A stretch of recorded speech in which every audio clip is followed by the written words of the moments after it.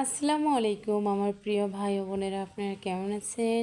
আশা করি আপনারা সবাই ভালো আছেন। আপনাদের দোয়ায় আমিও ভালো আছি, আলহামদুলিল্লাহ। আজকে ভিডিও করার জন্য আসলাম। আজকে ফানি কোনো ভিডিও 3 মিনিটের করা হলো না, কেননা আজকে মনটা বেশিটা ভালো না। আর বাসা থেকে চলে আসলাম তাড়াহুড়ো করে।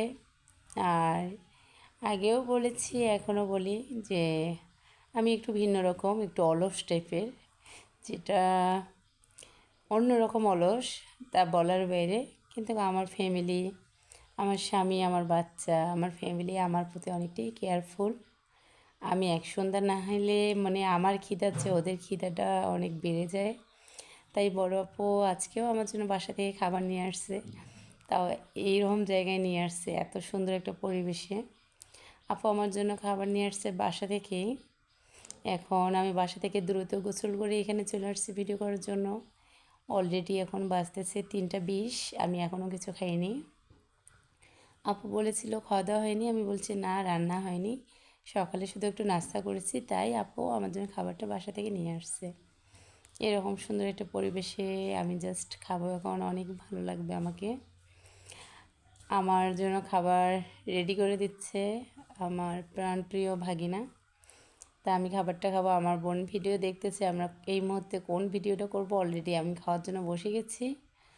আর আমার স্যার আমাকে ভিডিও করতেছে, আমার ছেলে আমার সামনে বসে দেখতেছে যে এরকম করে না খেয়ে বাসায় থাকার কোনো দরকার নেই। এখন বাজে কয়টা, আর যাই হোক, আমি তো জানি যে আমার খিদাচ্ছে, আমার কাছের মানুষগুলোর খিদা অনেক বেড়ে যায়।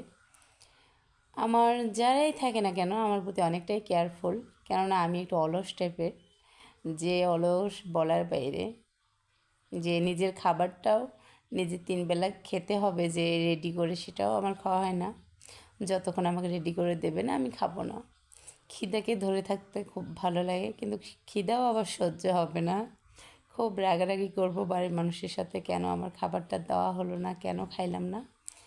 আমরা প্রতিদিন এই রাস্তাটা দিয়ে যখনই আসি না কেন ভিডিও করতে, এই রাস্তা দিয়ে আসবো। আমাদের অনেক প্রিয় একটা জায়গা, অনেক ভালো লাগার একটা জায়গা। এই জায়গাটা অনেক ভালো লাগে, 2 দিন 1 দিন পরে এখানে আসতে হয় ভিডিও করার জন্য।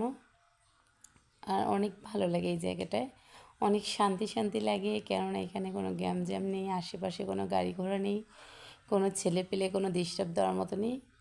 এই যে আপনারা হয়তো বা ক্যামেরাতে দেখতেছেন কত সুন্দর একটা পরিবেশ, নিরিবিলি, অন্যরকম একটা জায়গা। যাই হোক, সে আমাকে জুম করে নিচ্ছে আমাকে দেখার জন্য।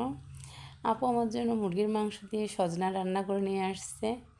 অনেক সুন্দর একটা খাবার, আমার সুস্বাদু, অনেক প্রিয় আমার একটা খাবার।